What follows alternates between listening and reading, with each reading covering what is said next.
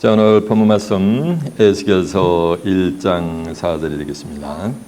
1151페이지가 되겠네요. 구약성경 에스겔서 1장 4절 1151페이지가 되겠습니다. 에스겔 chapter 1 verse 4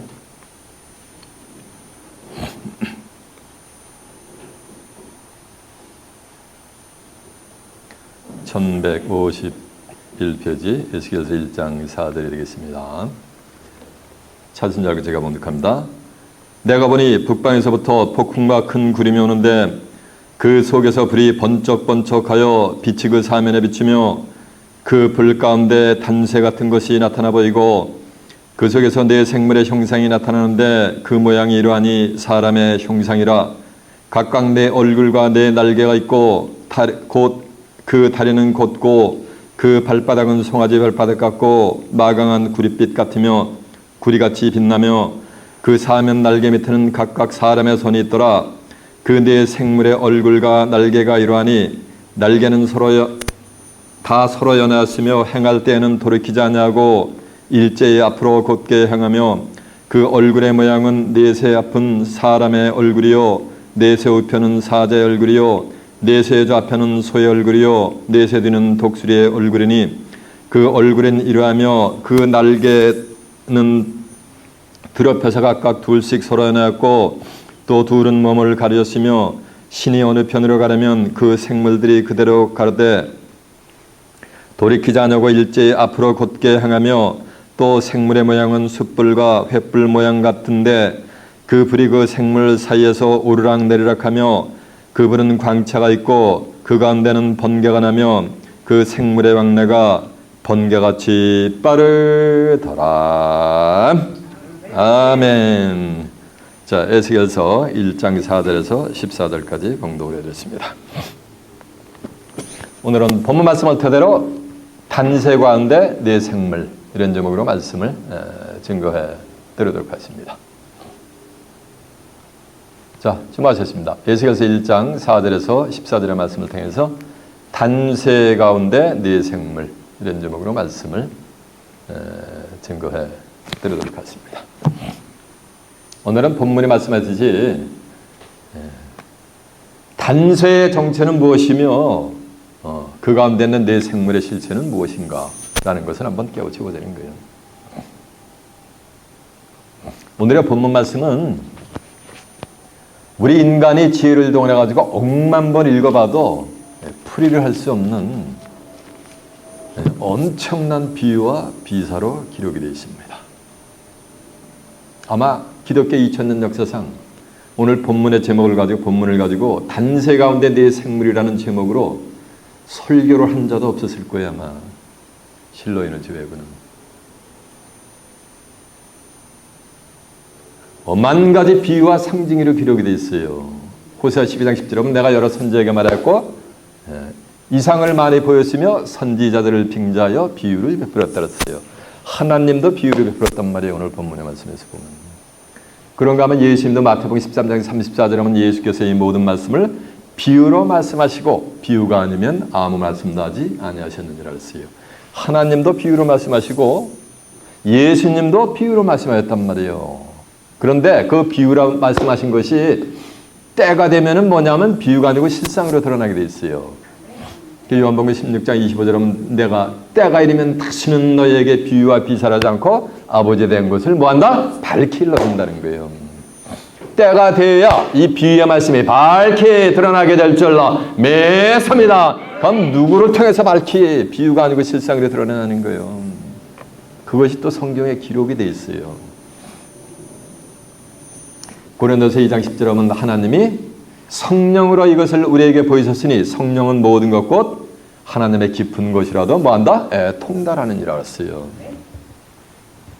요한복음 16장 12절에 보면 내가 너에게 이를 것이 많으나 그러나 지금은 너희가 감당하지 못하리라. 그러나 진리의 성령이 오시면 그가 우리를 모든 진리 가운데로 인도하시리니 그가 자의로 말하지 않고 오직 듣는 것을 말하시며 장래를 너희에게 알리시리라 했어요. 진리의 성령이 오시면 우리를 모든 뭐한다는가 진리 가운데로 인도하는 거예요. 진리는 요한복음 17장 11절에 보면 아버지 저희를 진리로 거룩하게 앞서서 아버지의 말씀 뭐다? 진리입니다 했으니까 모든 진리 가운데 있다는 말씀은 하나님의 모든 만내가 말씀 가운데 있다는 거예요. 누가? 진리의 성령이 오셔야. 그래서 만 가지 비유와 상징으로 기록된 그것이 때가 되면 전부 뭐가 되는가? 비유가 아닌 실상으로 다 드러나게 돼 있는 거예요. 그래서 누가복음 8장 17절에 보면 숨은 것이 장차 드러나지 않을 것이 없고 감추인 것이 장차 알려지고 나타나지 않을 것이 없느니라. 이 말씀은 숨겨져 있고 감춰져 있는 것이 숨겨져 있고 감춰졌다는 얘기는 그게 비유의 말씀으로 기록되기 때문에 숨겨지고 감춰져 있는 거예요. 그것이 때가 되면은 뭐 한다는 거? 다 알려지고 나타나지 않을 것이 없다는 얘기는 다 드러난다는 얘기는 뭐 아닌가? 비유가 뭐 한다는가? 비유의 말씀이 실상으로 다 증거될 때가 온다는 거예요. 언제? 때가 돼야. 계시록 22장 10절에 하면 이 책의 유나 말씀을 임봉하지 말라. 왜냐하면 때가 뭐 아니라 가까우니라 그랬잖아요. 그러니까 때가 되면은 비유로 기록된 말씀이 실상으로 다 드러나는데 누굴 통해서 드러난다? 진리의 뭐 아닌가? 성령을 통해서. 오늘 이 시간 진리의 성령의 감화 감동을 받아 오늘 본문 가운데 있는 엄청난 하늘의 비밀을 온전히 깨우침 받는 복된 자들이 되시길 바랍니다. 자, 그럼 본문에 어떤 말씀이 기록이 되어 있는가라는 것을 알아보기 위해서 본문 가운데로 한번 가보겠습니다.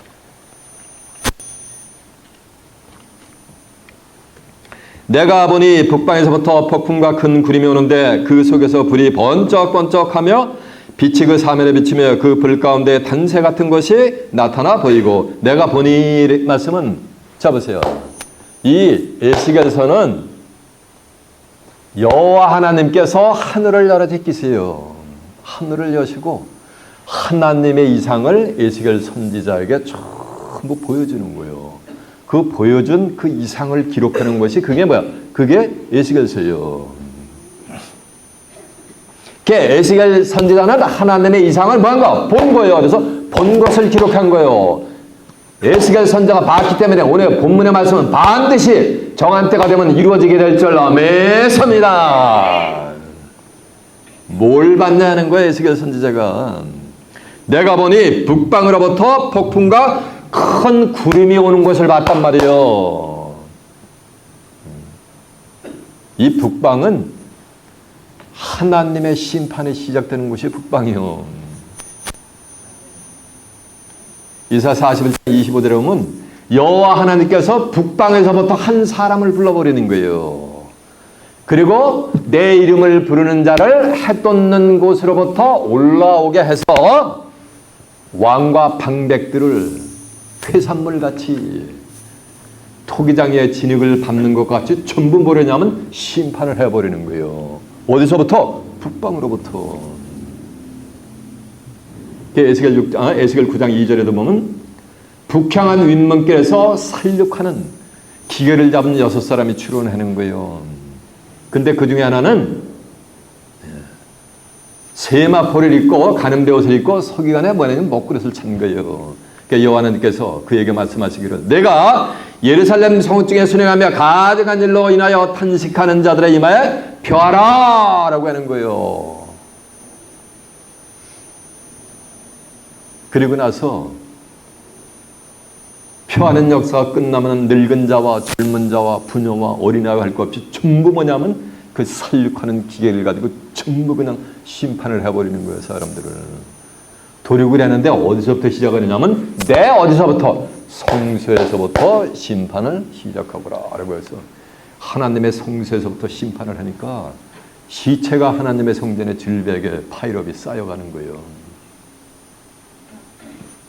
세상 끝날의 심판은 어디서부터 심판이 임하냐면 어디서부터? 성소가 어디야? 교회죠. 교회. 하나님의 집이라고 하는데 뭐냐면은 강도의 구를 만들어서 예수님 당시 오늘날 이 세대는 더해요. 베드로전서 4장 17절에 보면 하나님의 집에서부터 뭐는가 심판을 시작할 때가 오는 거예요. 그래서 하나님의 백성들이 있는 성소에서부터 시작이 돼가지고 타종교, 불신세계를 쫙 하면서 온 천하를 전부 심판을 하는 거예요. 그 심판의 시작이 어디서부터 온다는 거야? 폭탕으로부터 시작이 된다는 거예요. 그러니까 북편으로부터 뭐가 북편으로부터 뭐가 되는가? 폭풍우가 오는 거. 육신적인 폭풍우는 큰 구름을 동반하고 옵니다. 예, 폭풍우가 바다에 오면은 바다에 엄청난 파도와 해일이 있는 거예요. 그러면서 바다에 뭐가 되는가? 환란이 일어나는 거예요. 바다 때는 뭐 육신적인 씨를 얘기하는 게 아니요, 오션을 얘기하는 게 아니요. 이 바다는 세상을 상징했습니다. 계시록 17장 25절에 보면 1절에 보면 많은 음녀가 바닷물을 깔고 왔는데 그걸 설명하는데 15절에 가면 음녀의 앉은 물은 백성과 무리와 열국과 방언이라서 이 세상을 상징해 파도. 우리 한국 사람들이 그러죠. 인생은 뭐다? 고해다 이런 얘기를 하잖아요. 그래서 성경에서 바다는 이 세상을 뭐하는가 상징하고 있어요.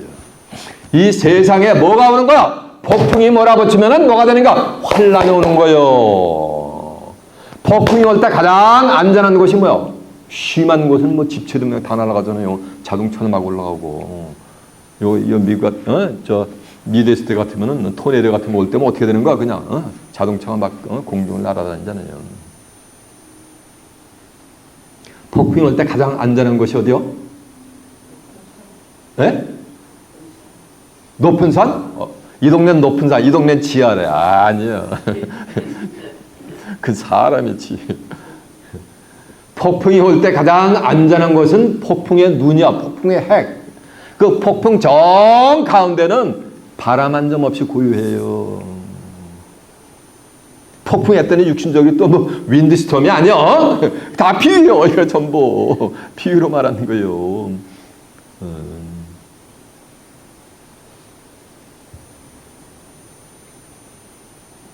예레미야 23장 19절에 보면 나 여호와가 노를 발아가지고서 폭풍과 효리 바람처럼 뭐냐면 악인의 머리를 쳐서 심판한다는 거예요. 폭풍은 심판의 바람이요. 심판의 바람 중에서 가장 안전한 곳이 어디라고요? 폭풍의 눈, 그 핵이라잖아요. 폭풍했더니 육신적인 폭풍을 얘기하는 게 아니에요. 이를테면은 예수 믿고 아직 천국 간 영혼 한 사람도 한 영혼도 없다. 도적같이 오는 주님을 기다리는 자는 멸망이 호련히 임해가지고 결단코 구원받을 자가 있다 없다? 없다. 의인만 천국까지, 죄인은 전부 뭐 어디 간다? 영원 형벌로 간다. 이런 것이 뭐가 되는가? 전파될 때가 왜요? 정한 때가 되면 그것이 전파되는 것이 그게 뭐가 있는 거예요? 예? 하나님의 백성들의 심령에 뭐가 있는 거예요? 예, 맞아요. 폭풍이 있는 거지. 예? 그 폭풍 가운데서 가장 안전한 곳이 어디라서요? 폭풍의 핵. 폭풍의 뭐야? 눈이요. 그 폭풍의 눈이 어디요? 그런 말씀이 처음으로 제일 먼저 뭐가 되는가? 증거되는 곳이 그게 어디요? 그게 폭풍의 뭐야? 그게 폭풍의 눈이요. 그게 안전지대요. 환란 시대에. 그것이 뭐야? 그게 무풍지대요. 제가 한 20년 전에 어떤 전도사님을 만났는데 저기 에펠라천 산자락 저 밑에 테네시에 가면 자기들만 숨을 수 있는 14만 4천만 숨을 수 있는 굴이 있대. 거기가 안전지대래. 그게 안전지대가 아니고 안전지대는 뭐가 되는 거야? 폭풍에 뭐 하는 거? 눈 속으로 들어가야 되는 거예요. 그 눈이 바로 안전지대 무풍지대가 될 줄로 믿습니다. 그래가지고 온 땅에 하늘의 심판이 이제 임해가 돼 있어요. 그래가지고 사람들이 그냥 시체가 즐비하게 죽어가는데 그 시체를 파묻지도 못해 엄습할 수도 없어요. 왜? 너무나 엄청난 사람들이 이렇게 심판을 받아서 죽어가기 때문에. 자, 그런 내용 한두 구절 한번 확인해 볼까요? 한두 구절 확인해 봅니다. 예레미야서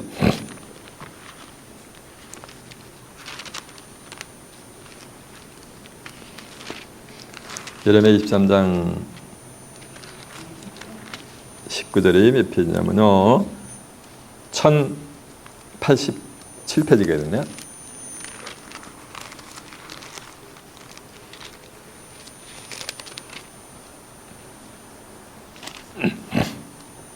예레미야 24장 19절 보라 나 여호와의 노가 바라여 폭풍과 회오리 바람처럼 악인의 머리를 칠 것이며 그러니까 성경에서 말하는 회오리 바람은 뭐가 되는가? 심판의 바람인 거예요. 이해가 됐죠? 그 이제 뒤에 예레미야 25장 32절 한번 가보겠습니다.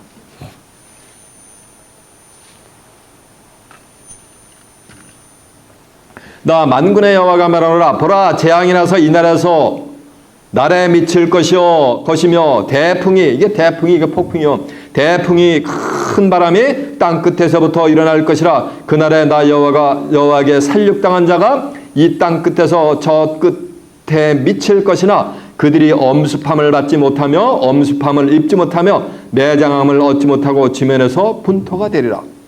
너희 목자들아 외쳐 애곡하라. 너희 양떼 인도자들아 채에 굴라. 이는 너의 도륙을 당할 날과 흩음을 당할 기한이 찼음인즉 너희가 귀한 그릇에 떨어진 같이 될 것이라. 목자들은 도망갈 수 없겠고 양떼 인도자들은 도피할 수 없으리로다. 목자들의 부르짖음과 양떼 인도자들의 애곡하는 소리여 나 여호와가 그들의 초장으로 황폐하게 함이로다.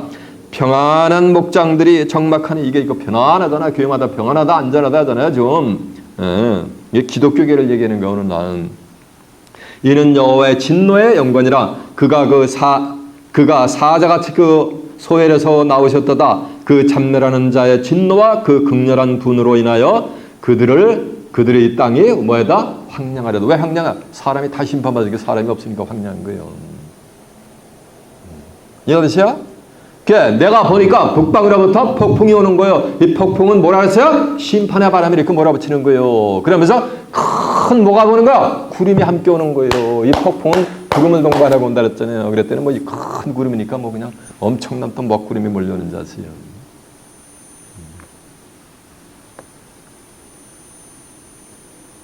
예수께 욥기서 37장 12절에 보면 이런 말씀이 있어요. 구름이 인도하는 대로 두루 행하시나니 이는 여호와의 명하신 것을 온 세계상에 뭐다? 이루려 함이로다. 하나님의 구속 사역을 구름이 인도하는 대로 쫙 하나님이 동행하면서 인류의 구속 사역을 이 땅에서 전부 이 세계상에서 이루는 거예요. 뜻이 하늘에서 이룬 것 같이 어디서? 이 땅에서 이루어지리라는 것 같이 그 주기도문의 뜻을 구름이 인도하는 대로 하늘의 뜻이 이루어지는 거예요. 이해가 되세요? 그리고 하나님이 이제 정한 때가 되면 인간 세상을 떠났단 말이에요. 범죄를 했기 때문에 다시 정한 때가 되면 인간 세상으로 돌아올 때 하나님이 뭐냐면 구름을 타고 들어오세요. 이 세상으로 임하세요. 이사야 19장 1절에 보면 여호와께서 빠른 구름을 타고 애굽에 임하시리니 애굽의 우상들이 떨겠고 애굽인의 마음이 녹으리라. 애굽인의 마음이 녹는다니까 오늘날 미래시대에 있는 중동에 있는 이집트 사람들의 마음이 녹는 게 아니요. 성경에서 말하는 애굽은 세상을 상징했습니다. 이사야 31장 3절에 보면 애굽은 사람이여 신이 아니며 그 말들은 육체요 영이 아니라 그랬어요. 그래서 애굽은 세상이었어요. 이 세상으로 하나님이 뭐 하는 거야? 임하는데 뭘 타고 임하시는 거야? 빠른 구름을 타고 이 세상에 임하시는 거예요.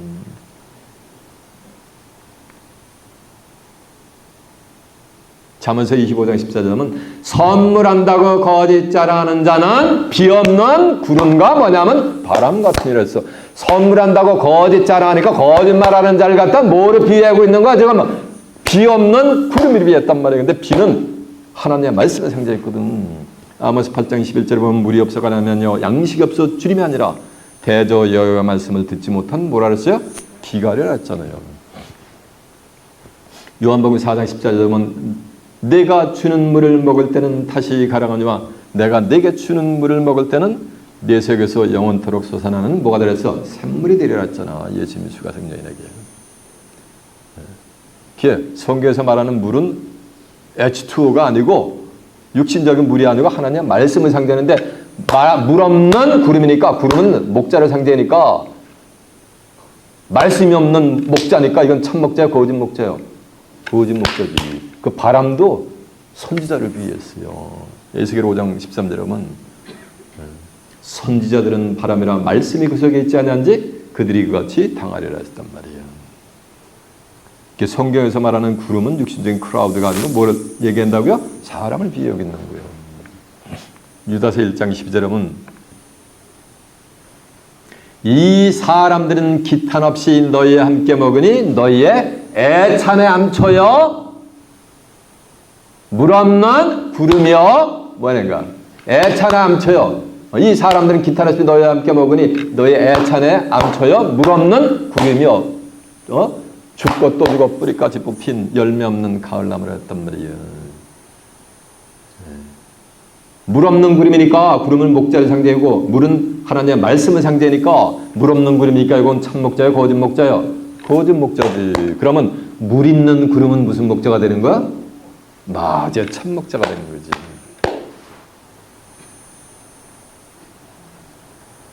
이해가 되세요? 그러니까 여호와께서 뭐냐면 이 세상에 임하실 때 물에 있는 참 목자를 통해서 어디로 임하는 거? 이 애굽의 세상을 임하시게 돼 있는 거예요. 그래서 이사 59장 20절에 보면 여호와께서 장차 이 땅에 임하는데 야곱 중에 죄과를 떠난 거 아닌가? 자같이 금류같이 그냥 빠르게 임하시는 거예요, 세상으로. 이사 40장 10절에 보면 여호와께서 장차 뭐냐면 강한 뭐인가? 자로 임하는 거예요. 이해가 되세요? 에스겔 선지자가 보니까 북방으로부터 폭풍과 큰 구름이 오는데 그 불 가운데 구름 가운데 불이 뭐가 되는가 번쩍 해가지고 사면이 환하게 비친단 말이에요. 그럼 그 가운데 단새 같은 것이 나타나는 거예요. 그 구름 속에서 육신자가 막 우당탕탕 하면서 그냥 천둥 번개와 함께 불이 번쩍하는 그 불이냐는 거예요. 그거를 뭐한 거야? 비유해서 설명하라는 거예요. 히브리 12장 29절에 하나님은 소멸하는 뭐라 그랬어요? 불이라 했잖아. 불. 누가 불인 거야? 하나님이 불인 거야. 하나님이.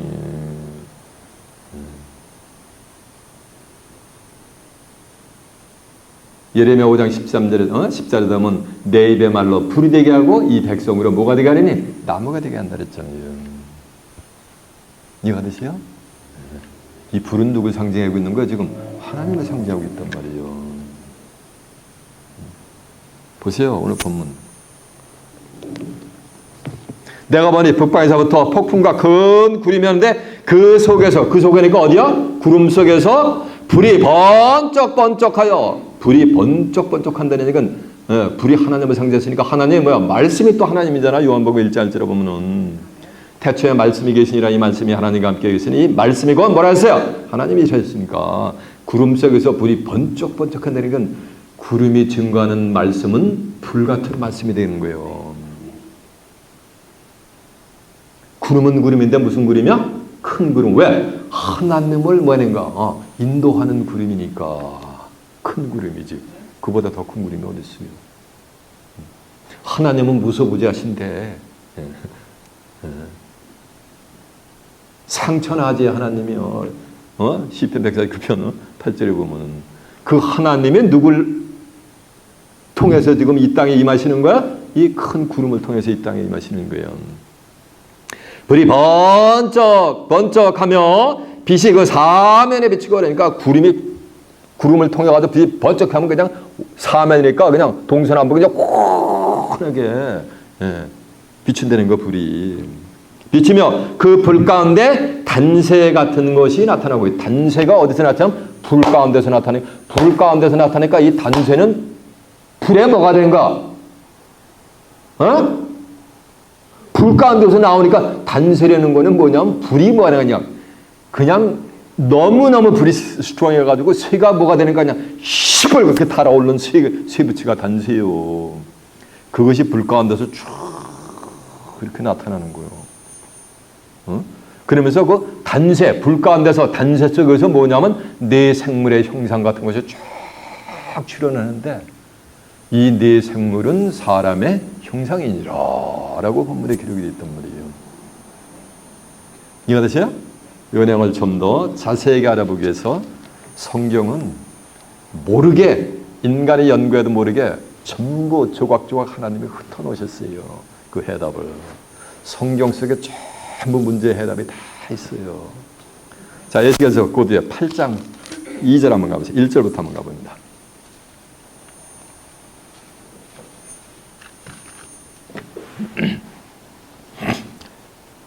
에스겔 8장 1절입니다. 제6년 6월 5일에 나는 집에 앉았고 유다 장로들은 내 앞에 앉았는데 주 여호와의 권능이 거기서 내게 임하시고 하나님의 권능이 임하는 거죠. 하나님의 권능이 임한다는 건 하나님의 신이 에스겔 선지자를 갖다 감화감동시키는 거예요. 임하는 거예요.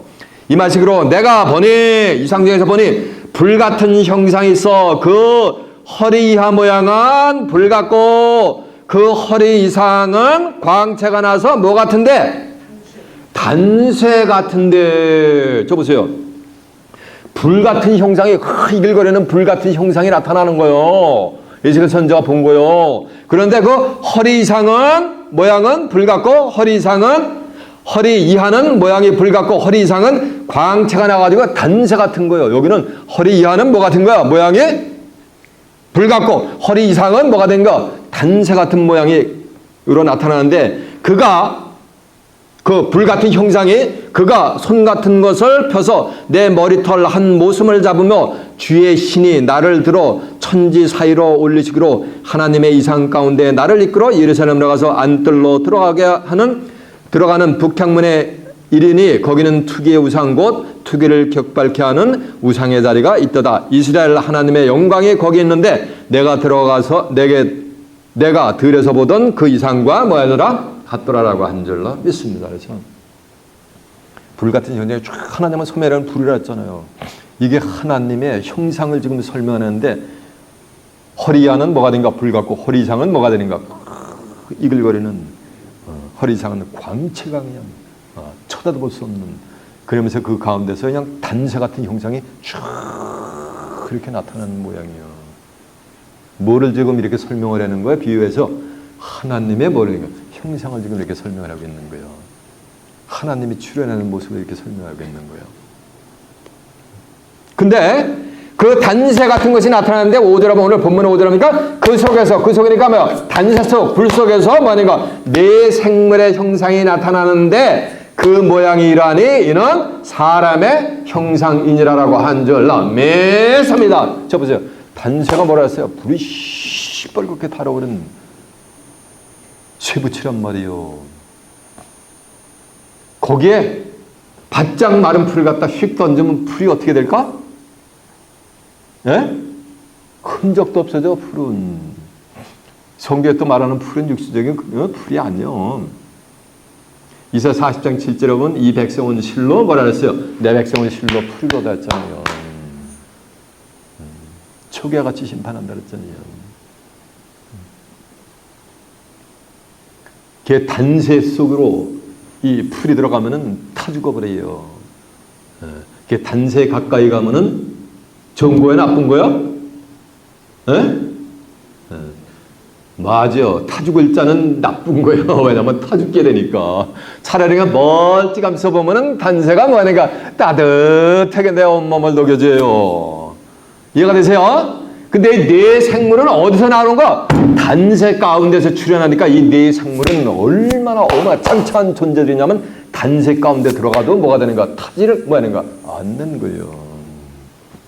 엄청난 존재들이요.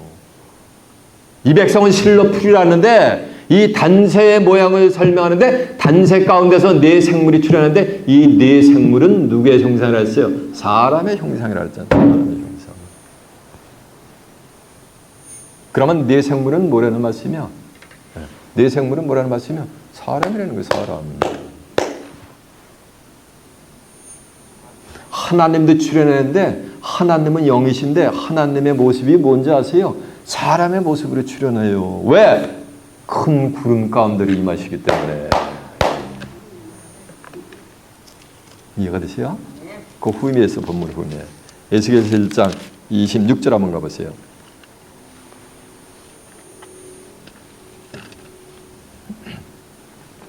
에스겔 1장 26절 그 머리 위에 있는 궁창 위에 보호자의 형상이 있어요. 보호자의 형상 여기 하나님의 보호자요. 형상이 있는데 그 모양이 남부석 같고 그 모양이 그 보호자의 형상 위에 한 형상에 있어 뭐 같더라? 사람의 모양 같더라. 저는 사람의 모양 같더라잖아요. 내가 본즉 그 허리 이상은 단새 같아서 그 속과 주위가 불 같고 그 허리 이하의 모양도 불 같아서 사면으로 광채가 나며 오늘 본문에 나온 유사하잖아요. 그 사면의 광채 모양은 비 오는 날 구름에 있는 무지개 같으니 이는 여호와의 영광의 뭐다? 형상이라. 내가 보고 곧 엎드려 그 말씀하는 자의 음성을 뭐하느니라? 들으니라라고 한절로 하나님의 보호자에 쫙 앉아 계신데 그 보호자에 앉아 계신 하나님의 형상이 무슨 형상 같다는 게 사람의 모양 같은데 그 사람의 여호와의 영광의 뭐라는 말씀? 형상이라는 거예요. 고린도후서 4장 4절에 보면 이 세상 신이 믿지 않은 자들의 마음을 혼미케 하서 그리스도의 영광의 복음의 광채가 가렸으니 그리스도는 하나님의 뭐라 그랬어요? 형상이라 했잖아요. 그리스도가 누구라는 말씀이요? 하나님의 형상이요. 그래서 예수님이 야 나를 보았으면 아버지를 보았거늘 어찌하여 아버지를 보이라고 하느냐 그러잖아요. 빌립한테. 요한복음 14장 8절에 보면. 근데 이제 세상 끝날이 되면은 계시록 3장 21절에 보면 이기는 그에게는 내 보호자에 함께 앉게 하여 주기를. 내 보호자니까 누구야? 보호자 앉는 거야? 이기는 자가 예수님의 보호자 앉는 거예요. 이 이기는 자는 지금 전부 예수를 푼단 말이에요. 그러면 예수님이 구세주가 둘인가? 이기는 자는 누구야? 보호자, 예수님의 보호자, 내 보호자에 함께 앉게 하여 주기를. 내가 이기고 예수님은 이긴 거예요. 이긴 자고 누군지 모르지만 이기는 자가, 이 이기는 자가 큰 구름이요. 오늘 본문에 나오는 이기는 그에게는 내 보호자에 함께 앉게 하여 주기를. 내가 이기고 아버지 보호자에 앉은 것과 같이 말해라 하리라 했어요. 예수님은 지금 아버지 보호자에 앉은 게 아니에요. 하나님 보호자 우편에 계세요. 원수막이 발등상이 될 때까지. 그러니까 정한 때가 되면 뭐가 되는가? 세상이 사렵게 되면 마태복음 19장 28절에 하면 세상이 사렵게 되어 인자가 자기 영광의 보호자에 앉을 때 나를 쫓는 너희도 열두 보호자에 앉아 이스라엘 열두 지파를 뭐 한다 그랬어요? 심판한다 그랬잖아요. 그래서 정한 때가 되면 예수님이 하나님의 보호자에 앉게 돼요. 근데 이기는 자는 내 보호자에 함께 뭐 하든가 또 앉게 하여 준단 말이에요. 네? 예수님하고 하나님하고는 하나가 됐어요. 요한복음 10장 30절에 보면 나와 아버지는 뭐라 했어요? 하나라 그랬잖아요. 그 보호자에 앉은 그 하나님의 형상이 그러니까 누구 형상인 거예요? 사람의 형상인 거지. 귀 있는 자는 깨닫기를 바랍니다. 더 이상 설명 못해. 이제 넘어가.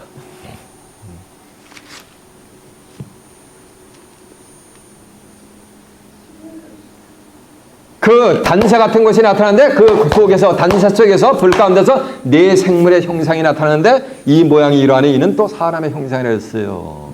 단세 가운데서 네 생물이 출현하는데 계시록 4장 8절에 보면 계시록 4장 8절에 보면은 계시록 4장 6절에 보면 이런 말씀이 있어요. 또 내가 보니 수정 같은 유리바다가 있고 보호자 가운데와 보호자 주위에 네 생물이 있는데 앞뒤에 눈이 가득하더라 그랬어요. 사도 요한이가 보니까 수정 같은 유리바다가 있고 보호자 가운데 하나님의 보호자 가운데와 보호자 주위에 네 생물이 있는 거요. 그런데 이 네 생물의 주변에 안과 주변에 눈이 뭐인가 가득하게 있는 거요. 이 눈은 이사야 29장 10절에 보면 선지자들을 비유했거든요. 그러니까 단세 가운데 네 생물이 있는 거나 보호자 가운데 네 생물이 있는 거나 같은 말씀이 되게 될 줄로 믿습니다. 요 단세는 바로 하나님의 보호자를 비유하고 있는 줄로 믿습니다. 이걸 누가 깨닫느냐고요. 누가 내놓냐고 이 실상을. 에스겔 선지자가 쓰여진 2600여 년 동안 감춰져 있었던 거예요. 본문 속에. 아무리 읽어봐도 알 수가 없겠군. 그러나 수많은 선지 성현들이 보고자 해도 보지 못하고 듣고자 해도 듣지 못한 것을 여러분이 지금 듣고 보고 아멘으로 복받고 있는 줄로 믿습니다.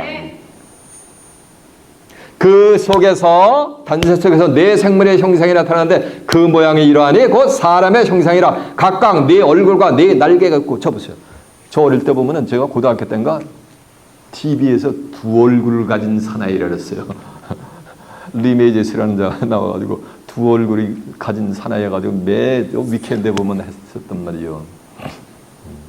근데 두 얼굴이 아니고 여기는 뭐야? 네 생물은 각각 얼굴이 몇 개요? 네 개씩 나타나는 게 네 개씩. 오늘 10절에 가면은 사람은 사람인데 단세 가운데 막 왕래를 하니까 사람은 사람인데 사람 같지 않은 거예요. 이게 도대체 사람이요 신이야, 이런 경지에 들어간 자들이죠. 그래서 어찌 보면 사람 같아. 근데 또 어떻게 보면은 또 뭐냐가 사자 같아, 사자. 그 어떻게 보면은 또 송아지 같고, 어떻게 보면은 뭐 같아요? 독수리 같이 나타나는 거예요. 어떻게 보면은 사람 같아. 사람인데 분명히 사람 같지가 않은 거예요. 왜? 고린도전서 6장 17절에 보면 누구든지 주와 합한 자는 뭐라 했어요? 한 영이라 했어요. 하나가 된 거예요, 이들은. 이해되시죠? 그래서 여호와께서 장차 뭐 한다래요? 강한 자로 뭐 한다래요? 이만다랬잖아요, 이만다랬잖아요. 그래서 이들은 그리스도하고 하나님하고 하나가 된 자들이요. 그리스도 안에 있는 자들이요. 그래서 이 네 생물은 그 인격이 신의 인격이 그리스도의 신앙 인격이고요. 그들을 보면 꼭 그리스도를 보는 것 같은 거예요. 주님의 모습을 보는 것 같은 거예요. 이해가 되시죠? 그런가 하면 또 어찌 보면은 한면으로 보면은 사자 같은 거예요. 밀림의 왕이 누구요? 사자잖아요. 예레미야 4장 7절에 보면 사자가 숲에서 올라왔는데 열방을 멸하는 자가 나오는데, 사자가 숲에서 나오는데 그 사자가 열방을 뭐하는 자라는 말씀이요? 열방을 멸한다는 거 온 천하를 뭐한다는 거, 심판하는 자라는 얘기예요. 누가? 사자가 어떻게 온 세상을 심판합니까? 육신적인 아프리카 세렝게리에 있는 사자가.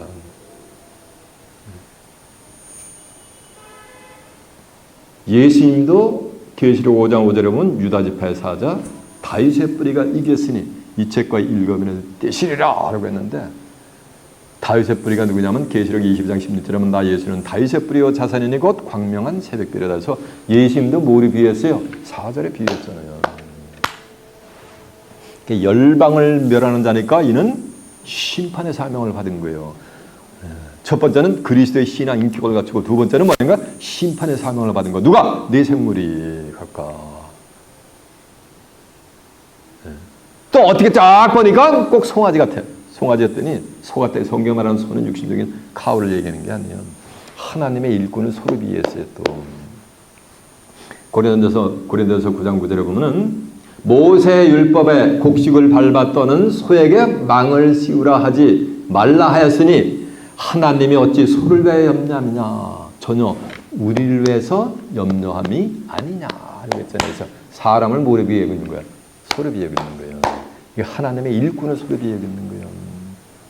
소는 뼈마디가 부러지도록 전부 사람을 위해서 노동을 합니다. 그렇죠? 마차를 끈다든가 이렇게 하면서 논밭대기를 간다든가 이렇게 그러면서 죽을 때까지도 뭐 하는가? 온 살과 피를 전부 뭐하는가? 주인한테 다 오퍼링을 해주죠. 심지어는 뭐까지? 가죽까지 버릴 것이 없이. 그래서 성경에서 말하는 이 소는 하나님께 뭐가? 죄물이 되어질 수 있는 그런 그 사명을 받은 거예요. 누가? 네 생물이에요. 그런가 하면 또 마지막은 뭐하는가? 독수리 같은 거예요.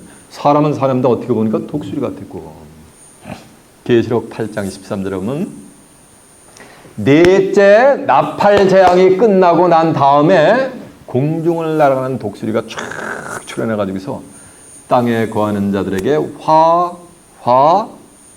세 번의 화가 있을 것을 뭐냐면 예언을 해놓는 장면이야.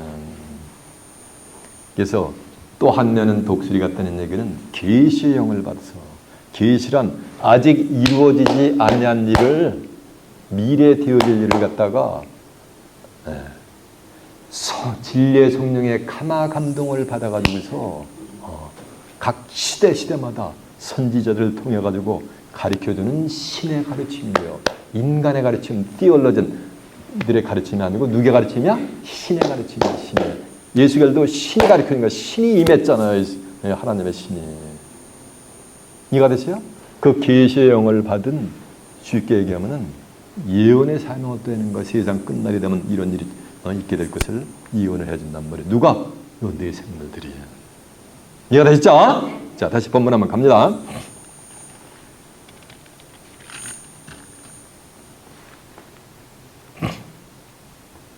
5절. 그 속에서 단세 속에서 네 생물의 형상이 나타나는데 그 모양이 이러하니 사람의 형상이라. 각각 네 얼굴과 또 네 뭐가 있는가? 날개가 있는 거요. 날개 때는 육신적인 또 윙을 얘기하는 게 아니야. 네 생물이 각각 네 날개니까 4, 뭐인가? 16날개지. 성경에는 날개가 16개만 나오는 게 아니라 24개가 출현되게 돼 있어요. 정한 때가 되면. 계시록 4장 8절 하면 네 생물이 각각 6날개가 있고 안과 주위에 눈이 가득하더랬어요. 6날개니까 네 생물이 각각 6날개니까 4, 6이 뭐가 되는가? 20 뭐가 되는 거야? 4가 되는 거지. 요 24가 뭐냐면 24 장로야. 계시록에 가면 하나님이 인정해주는 한올 장로는 24 장로밖에 없어요. 내가 처치 가면 수십 명씩 장로가 있지. 그건 세상 피조물이 직분을 준 거고, 하나님이 인정해주는 장로는 누구밖에 없어요? 24명밖에 없어요. 그 24장로는 목사들은 24장로들 발끝도 못 따라와요. 이해가 되세요? 위대한 자들이요, 이 존재들은.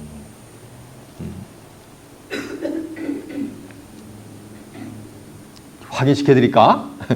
계시록 4장 8절 한번 보고 나가요. 제 입에서 나간 말은 전부 어디 있다? 성경에 있는 말만 증 거예요. 계시록 4장 8절입니다. 네 생물이 각각 6날개가 있고 그 안과 주위에 들이 가득하더라. 그들이 밤낮 쉬지 않고 이르기를 거룩하다 주 하나님 곧 전능하신 이시여 전에도 계시고 이제도 계시고 장차 오실 자라 하시고 네 생물의 그 생물들의 영광과 존귀와 감사를 보좌 앞에 앉으사 세세토록 사시는 이에게 돌릴 때 24장로들, 여기 24장로들이 나오잖아요. 4, 6, 24 이게 장로예요. 24장로들이 보좌 앉으신 이 앞에 엎드려 세세토록 사시는 이에게 경배하고 자기의 멸관을 보좌 앞에 던지며 가로되 우리 주 하나님이여 영광과 존귀와 능력을 받으시는 것이 합당하니 주께서 만물을 지으신지라 만물이 주의 뜻대로 있었고 또 지으심을 받았나이다 하더라라고 한 줄로 맺습니다. 그러니까 네 생물의 네 날개는 뭐가 되는가? 네 명의 뭐가 되는가? 장로들이 누굴 호위하고 있는가? 지금 또 네 생물을 호위하고 있는 거예요. 자 보세요. 이 네 생물은 자 보세요. 단쇠를 보좌를 호위하고 있는 장면이고 또 네 뭐가 되는가? 날개들은 네 생물을 뭐가 하고 있는가? 호위하고 있는 거예요. 보좌하고 있는 거예요. 이는 곧 하늘의 보좌를 지금 피조물인 인간에게 하나님이 뭐하고 계신 거야? 리뷰를 하고 계신 거야. 천상계의 보좌를 지금 이렇게 비유와 뭐인가? 상징적으로 이해가 되십니까? 그리고 내 생물 안과 주위에 눈이 뭐가 달았어요? 가득하더랬잖아요. 눈은 뭐라 했어요? 이사야 29장 10절에 보면 선지자, 수많은 하늘의 선지자들이 하나님의 보호자를 갖다 옹이하고 있는 장면이에요. 지금 이해가 되십니까? 이것이 바로 천상계의 조직이 되게 될 줄로 믿습니다. 하나님 나라의 조직인 거예요. 세상에서도 왕이 있으면 왕을 호위하는 문무백관들이 쫙, 대통령이 있으면 캐비넷 멤버들 있잖아요. 이거 같은 거예요. 저 말단 지방, 도지사부터 말단, 군수까지 있잖아. 같은 이치인 거예요. 각각 네 얼굴과 네 날개가 있고 그 다리는 곱고 다리가 뭐하는가? 곧은 거야. 이 네 생물의 다리는 곧은 거야. 그러니까 삐뚤어진 길로 억울한 일로 간다 안 간다? 정직한 거예요. 하나님의 신에 감동받아가지고 하나님의 신에만 이끌림 받는 거예요. 그래서 시편 84편 11절 하면 여호와 하나님의 헤어 팽패시라. 그는 정직히 행하는 자들에게 좋은 것을 아끼지 않고 아낌없이 부어주시는 거예요. 꼭 껴간다는 건 바르게 한다는 거예요. 예수님이 내가 길 이리 왔잖아요. 진리요 생명이 나라만 만졌거나 아버지께로 올 자가 없느니라 해서 예수님이 가신 길만 가는 거예요. 하나님이 인도하는 그 신이 인도하는 데로만 가는 거예요. 지 생각대로 가는 게 아니고. 누구는? 내 생물은 발바닥은 뭐하는가? 송아지 발바닥. 송아지 발바닥이니까 얼마나 이게 단단하게 연단을 받는 거예요. 신앙이 정치하게 연단을 받는다는 거예요. 송아지는 이리 뛰고 저리 뛰고 하면 껑충껑충 뛰어도 절대 넘어지는 법이 없어요. 신앙이 실족하는 법이 없어요. 이들은. 이해가 되세요? 송아지를 받았고 마강한 구릿빛 같다 이 말이에요. 왜? 신의 인도하는 대로 가니까. 하나님은 불이니까 이 구릿빛이 금보다 더 휘황찬란해요. 그러니까 네 생물이 행하는 데는 뭔만 드러나는가? 빛. 요한에서 1장 5절에 하나님은 뭐라 했어요? 빛이십니다. 그에게는 어둠이 조금도 없다 그랬잖아요. 예수님도 요한복음 8장 10절에 보면 나는 세상에 뭐라 했어요? 빛이라 그랬잖아요. 그러니까 하나님의 영광, 예수님의 영광만 드러내는 거예요. 이들은. 이해가 되십니까?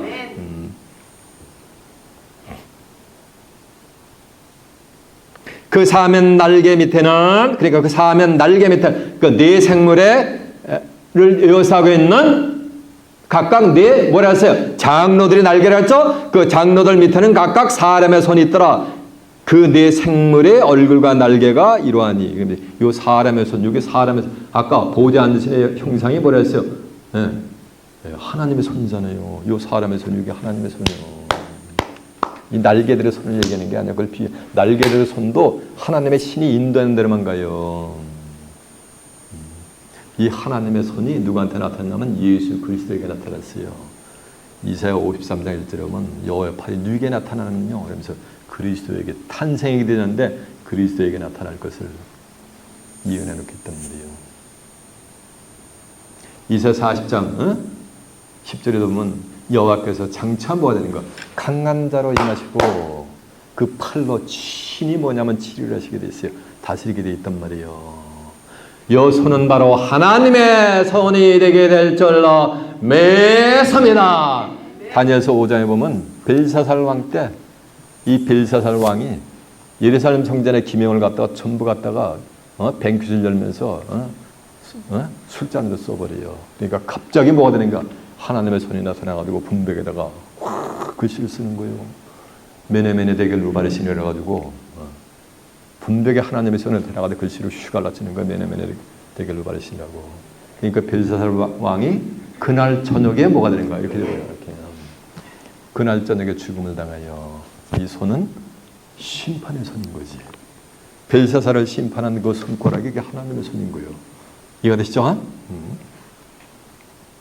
그 날개 밑에는 각각 사람의 손이 있더라. 그 네 생물의 얼굴과 날개가 이러니 날개는 서로 연합고 날개니까 네 생물이 서로 연합다는 거 붙어 있다는 거예요. 누군지 주합한 자는 뭐라 했어요? 한 영이라 했잖아요. 그러니까 같은 영, 같은 신에 의해서 움직인다는 거예요. 이 장로들도.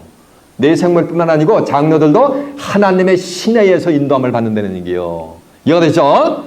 날개는 서로 연합하며 행할 때에는 돌이키지 않고 일제히 앞으로 곧게 한다니까 머리 정직하게 하는 거예요. 하늘의 뜻을 준행하는 자들의 이들은. 그 얼굴의 모양은 넷의 앞은 사람의 얼굴이요 넷의 우편은 사자의 얼굴이요 넷의 좌편은 소의 얼굴이요 넷의 뒤는 뭐라 했어요? 독수리의 얼굴이. 아까 전부 아까 설명을 했잖아요. 왕이 있어요. 왕이 있는데 킹이 있는데 오른팔 왼팔이 누구요? 사람이지. 영의정 좌의정을 갖다가 왼팔 오른팔 이렇게 얘기하잖아요. 목사님 저 사람이 아무개 회장의 오른팔이래. 그러면 육신적으로 회장의 팔이요? 사람이요? 사람이지. 회장을 호위하는 모시는 뭐가 되는가? 사명을 받은 자를 갖다가 손으로 비유하는 거 팔로. 10절은 다 설명드렸어요. 아까요. 11절. 그 얼굴에 이러하니 그 날개는 드럽혀서 각기 둘씩 서로 해놨고 또 둘은 몸을 가렸습니까? 이 날개 네 생물을 호위하는 이 누구요? 이 장로들도 서로 말이니까 연결이 되어 있는 거예요. 주합한 자는 한 영이라고 같은 영을 받아가지고 하나님의 신에 의해서 움직이는 거예요. 이해가 되시죠? 12절. 신이 어느 편으로 가려면 생물들이 그대로 가되 돌이키지 않냐고 일제히 앞으로고 행하면 신이 어디로 그러니까 하나님이 어느 편으로 가려 하면 그 생물들이 그 때로 가되 돌이키지 않고 일제히 앞으로 곡행한다는 얘기는 하나님의 신이 하나님이 운행을 하시면 네 생물도 함께 같이 이렇게 운행을 하신다는 거예요. 이해가 되죠? 그러니까 네 생물은 또 누가 호위한다 그랬어요? 장로가 호위하니까 하나님의 신이 행할 때는 네 생물이 출현하고 또 맞으니까 장로들도 출현하는 거예요. 그래서 네 성경에서 네 생물이 출현하면 반드시 누가 나면 24 장로들이 함께 따라 나서게 되어 있는 거예요.